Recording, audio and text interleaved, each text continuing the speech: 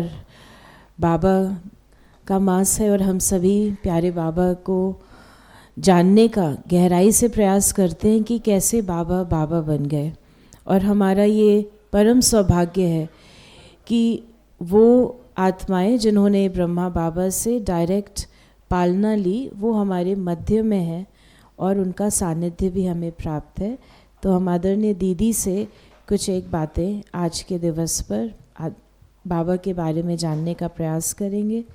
और अगर आपके मन में भी कोई प्रश्न उत्पन्न होता है तो आप भी अपने प्रश्नों को दे सकते हैं। दीदी, पहला प्रश्न हम आपसे ये करेंगे, आप अपने अनुसार जो आपको ठीक लगे आप हमें बताइएगा। जैसे कि बाबा ने आज भी आप राज ऋषि की बात करी, रॉयल तपस्वी की बात करी, तो बाबा ने एक धक से सब कुछ त्याग तो दिया, एक धक से सब कुछ त्याग तो दिया, लेकिन जब हम बाबा के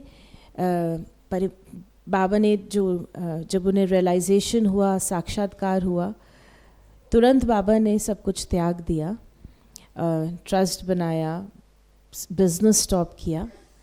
लेकिन पुराने संस्कारों का त्याग, उसमें तो कुछ समय लगा होगा, तो वो ट्रांजिशन कैसा था और वो पुरुषार्थ क्या था? देखिए, बाबा ने अपना सब कुछ मुरलियों में सुनाया हुआ है, मुरली में सब आता है। तो बाबा ने कहा कि आपने जो सवाल पूछा है त्याग धक से कर लिया, ऐसे ही आंख मीट के बाबा ने त्याग नहीं किया। बाबा को जो हीरे जवाहरात थे वो पत्थर जैसे नजर आते थे। कुछ समय वो चला है, बाबा ने उस चीज को रियलाइज किया है ये मेरे काम की नहीं है। उसमें बाबा का मन नहीं लगता था। ऐसे थोड़ी इतना फ्लरिशिंग बिजनेस उसको जीरो पर बाबा तुरंत ले आया, नहीं। बाबा ने बहुत सोच समझ करके कदम उठाया। बाबा को तो गाइड करने वाला कोई नहीं था, बाबा स्वयं ही शिव बाबा की प्रेरणा से सब कुछ कर रहे थे। हम सबके आगे तो बाबा भी हैं, मम्मा भी हैं, और लोग भी हैं, लेकिन ब्रह्मा के आगे तो कोई नहीं था। बाबा स्वयं कर रहे थे। तो बाबा ने केवल मात्र आंख मीट के त्याग नहीं किया, बाबा ने रियलाइजेशन से किया, सोच समझ करके किया। और सोच समझ कर करने के साथ साथ बाबा ने जब एक बार छोड़ा है, फिर बाबा ने उसकी ओर मुड़ करके नहीं देखा है।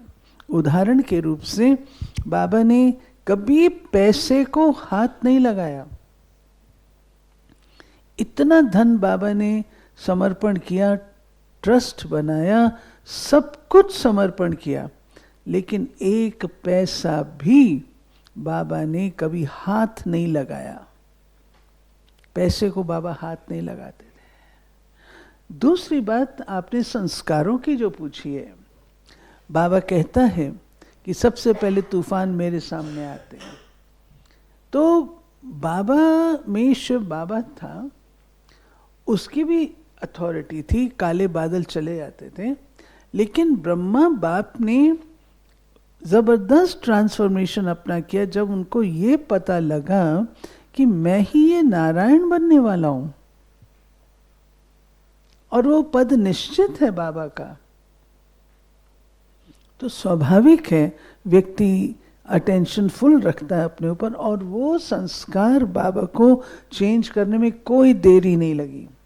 आप देखिए, बाबा ने लखी बाबू के रूप से जो संस्कार थे वो तो श्रेष्ठ थे ही, लेकिन बाबा के संस्कार जो ब्राह्मणपन के होने चाहिए, अलौकिक होने चाहिए, वो तुरंत इमर्ज हुए, क्योंकि पिता के पोजीशन पर बाबा आया और बाबा को देखने वाला सारा जहान है। तो बाबा को जो पद मिला संगम पर, उस पद ने बाबा को बहुत मदद की।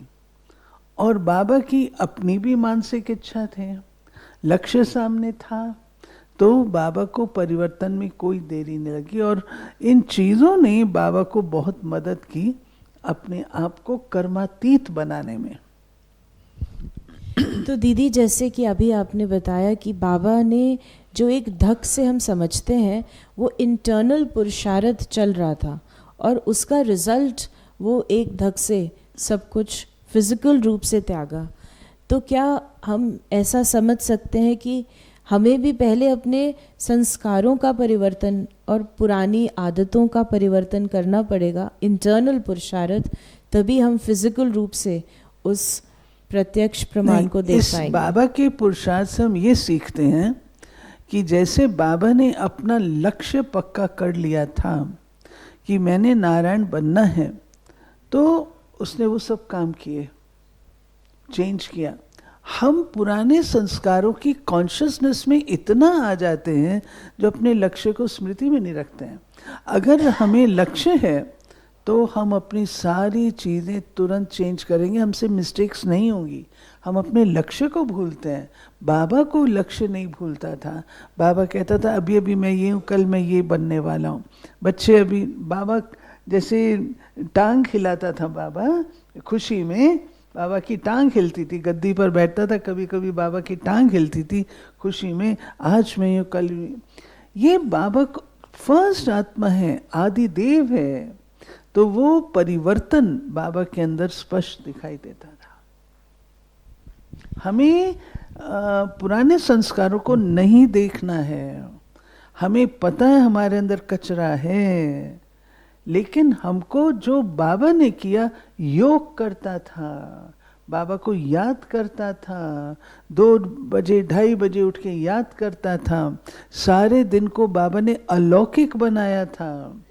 तो ये सब करते हुए अलौकिकता में आएंगे, ये सब परिवर्तन करेंगे, तो स्वाभाविक है अच्छा रिजल्ट आएगा। यानी हमारा लक्ष्य हमें क्लियर हो कि हम ये बनने, जो बाबा ने हमें लक्ष्य दिया है, और उसी प्रकार हम पुरुषार्थ करें, पुराने संस्कारों का प्रयोग ना करें और अलौकिकता का प्रयोग ज़्यादा करिए। अलौकिकता का प्रयोग करें, और जो आपने योग पर हमें बताया। और जो दूसरी बात है कर्मातीत की, तो कई योग की तो बात है, लेकिन साथ साथ बाबा कर्मठ भी थे, क्योंकि लास्ट दिन भी तकलीफ़ के बावजूद भी सभी अपनी सेवाएं संपन्न करके गए, और प्लानिंग भी करके गए कि दूध भी होना चाहिए, सब कुछ होना चाहिए, बच्चे आने वाले हैं। ये नहीं सोचा कि चाय या पी लेंगे, लेकिन इतना माइन्यूटली उनको कहीं ना कहीं स्नेह भी दिखाता है बच्चों से, क्योंकि कर्मातीत कई बार हम डिटैच हो जाते हैं चीज़ों से या लोगों से, लेकिन बाबा का लास्ट दिन तक इतना हॉस्पिटैलिटी पे भी ध्यान था कि बच्चे आएंगे तो फिर क्या पिएंगे, क्या खाएंगे। तो वो स्नेह सिर्फ अनन्यों के साथ नहीं, लेकिन सभी के साथ था, और साथ ही साथ वो कर्मातीत और संपूर्ण भी बने। तो इसका आप थोड़ा सा हमें और एक्सप्लेनेशन दें। देखिए, कर्मातीत का अर्थ सूखा सन्यासी नहीं होता। कर्मातीत का अर्थ वैरागी और ऐसा नहीं होता। कर्मातीत का अर्थ है हर कर्म जो जैसा होना चाहिए उस अनुरूप हम उसको कर सके।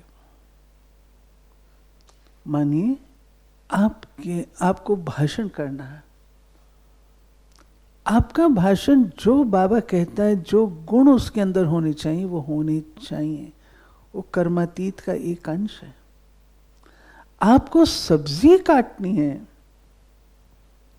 आप सब्जी को उस रूप से काटिए जैसे वो कटनी चाहिए। एक लंबा पीस, एक छोटा पीस, एक मोटा पीस, एक सूखा पीस, ऐसे नहीं। कर्मों में शालीनता, कर्मों में परफेक्शन, ये भी कर्मातीत स्थिति की निशानी है। प्रायः हम लोग इस ओर ध्यान नहीं देते। आपने बहुत अच्छा प्रश्न पूछा है कि एक तरफ कर्मातीत तो जा रहा हूँ और दूसरी तरफ बाबा को ये सब बातें, ये परफेक्शन की निशानी है। बाबा को पता था मेरे परिवार ने आना है, तो बाबा ने ये सब बातें पहले निश्चित करा के रखी। It is sine of perfection. It is not one sided development, holistic.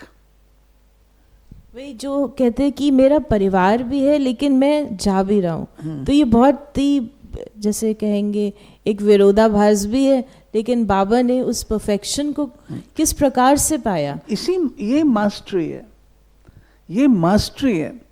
देखिए बहुत लायक बच्चा होता है, कोई पिता अपनी माँ अपने बच्चे से दूर नहीं रहना चाहती है,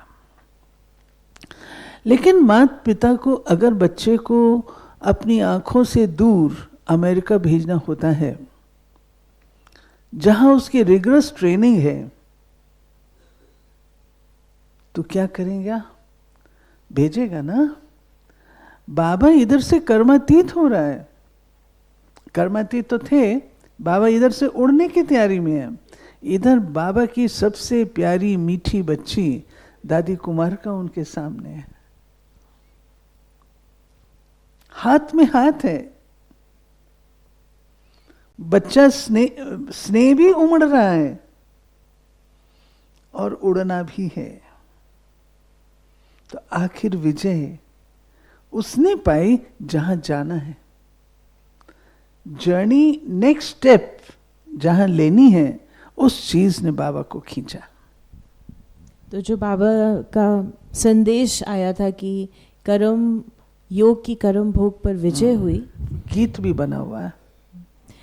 इसी का एक और प्रश्न पूछते हैं, एक और दूसरा है लेकिन इसका एक अंश, कि जब हम बाबा जब परिवार की बात करता है और इतना फिजिकली, और साथ ही साथ जब हम हर एक मुरली में सुनते हैं कि शिव बाबा को याद करो, तो बाबा के आगे तो कोई और बाबा नहीं था। जैसे हम बाबा के आँखों को देखते, चित्र लगाए हुए हैं या उनके 18 कदम उनके कदम, तो बाबा के आगे तो कोई भी नहीं था, सिर्फ शिव बाबा था। तो शिव बाबा को देखते हुए उन्होंने कैसे, क्योंकि वो तो फिजिकल नहीं थे, उन्होंने वो संपूर्णता अपनी कैसे, किस आधार से, किस प्रकार व्यक्त करी? देखिए शिव बाबा तो थे, लेकिन उनकी कर्मातीत स्थिति, संपूर्ण स्थिति का लक्ष्य भी उनके सामने था। जब बाबा को पता लगा मुझे संपूर्ण मूर्ति बनना है, तो वो लक्ष्य भी था। बाकी निराकार को फॉलो करना वो ज़रूर नहीं था। बाबा के आगे कोई साकार एग्जाम्पल सैंपल नहीं था, नो डाउट। लेकिन शिव बाबा ने ज्ञान तो दिया था। उस ज्ञान के आधार से बाबा ने अपने आप को बनाया। बाबा में और हम में दिन रात का अंतर ये है कि बाबा ज्ञान को तुरंत समझ लेते थे, धारण करते थे, हम बच्चे इग्नोर कर देते हैं, इसलिए हम पीछे रह गए हैं। तो ज्ञान से बाबा ने बनाया अपने आप को। देखिए हर गुण की डिटेल बाबा ने बताई है, तो बाबा ने उसको धारण किया ना। और इस आपने बहुत सुंदर रीति से बताया, हमारा समय तो थोड़ा सा ही था।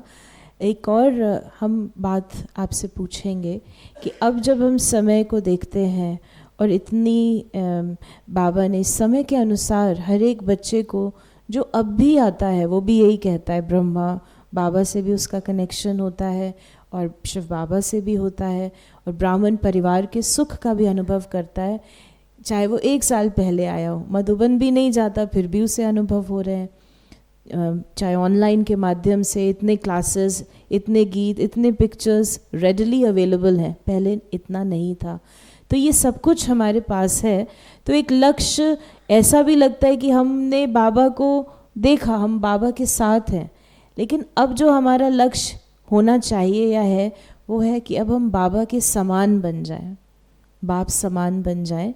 तो इस लक्ष्य की जो प्राप्ति है, बाबा ने ऑफ कोर्स इतना सारा उनके पास, जो बाबा उनके तन में आते थे, ज्ञान को पकड़ा।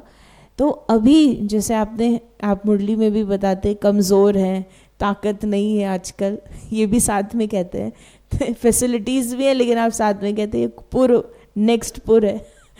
तो जो कमज़ोर नेक्स्ट पुर है, ताकत जिसमें नहीं है लेकिन उसको अच्छे अनुभव है, अब वो शक्तिशाली वो कौन सी विधि से बाप समान बने। और क्योंकि आपने तो हर प्रकार के बचपन से लेकर अभी तक आपने बाबा को देखा है, मम्मा को देखा, अनुभव भी किया होगा, तो बाबा का भी आप अनुभव करते होंगे, ब्रह्मा बाबा का, तो उसके बारे में भी आप हमें बताएं। देखिए, आपने बहुत सारी बातें इकट्ठी कर दी हैं।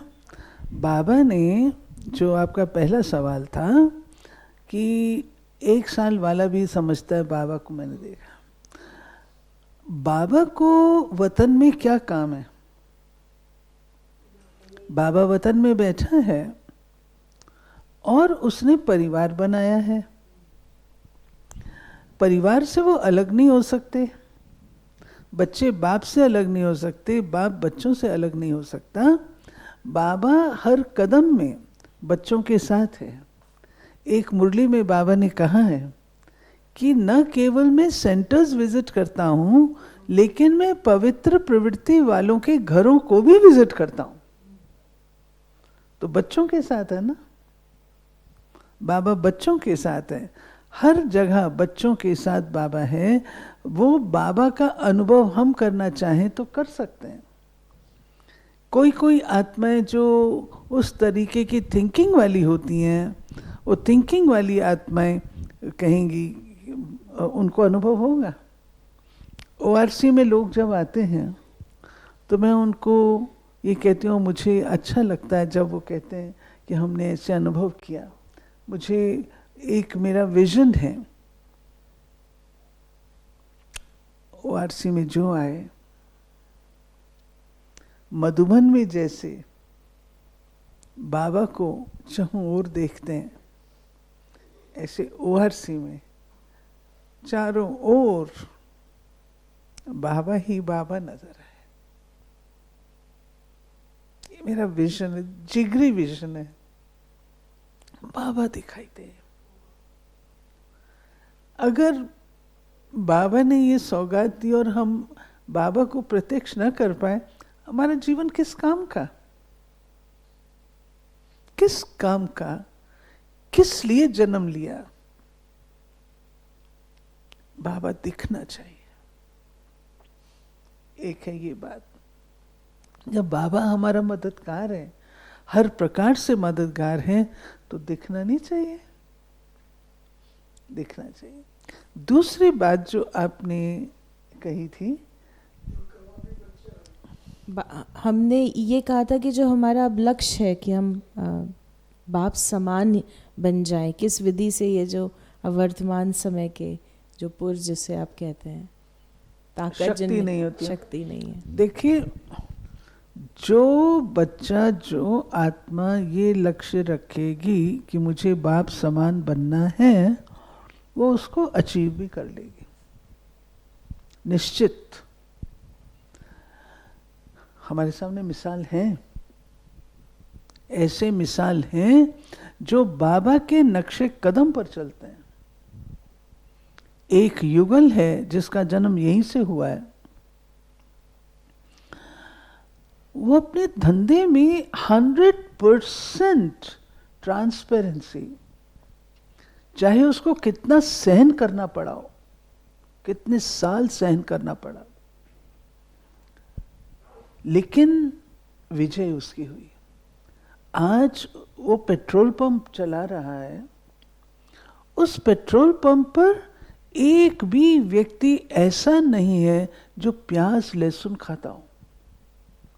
वो पहली कंडीशन ये रखता है, खान पान की शुद्धि कौन करता है, लेकिन इसने किया, करता, और एकदम, और उसकी मानसिक स्थिति बहुत शक्तिशाली। तो सवाल लास्ट में आने का या पहले आने का नहीं है, सवाल है लक्ष्य रखने का। अगर आप लक्ष्य रखेंगे तो आप उसको अचीव भी कर लेंगे। जी दीदी, और जैसे कि आपने कहा कि अब का जो हमें इतनी गिफ्ट्स मिली हैं, ORC भी गिफ्ट है, और ये जो सुविधाएं हैं, भिन्न भिन्न रीति से क्लासेस हैं, और बड़ों का और अभी भी दादी का संग है, ये भी एक गिफ्ट है। तो हम इस गिफ्ट को जो पूरी रीति यूज़ करना, अर्थात बाबा को रियली प्रत्यक्ष करना, और बाबा ही चारों ओर दिखाई दे। ये एक से नहीं होगा, ये कार्य कलेक्टिवली होता है और सबके सहयोग से होता है, सबकी जॉइंट थिंकिंग, कलेक्टिव थिंकिंग से होता है।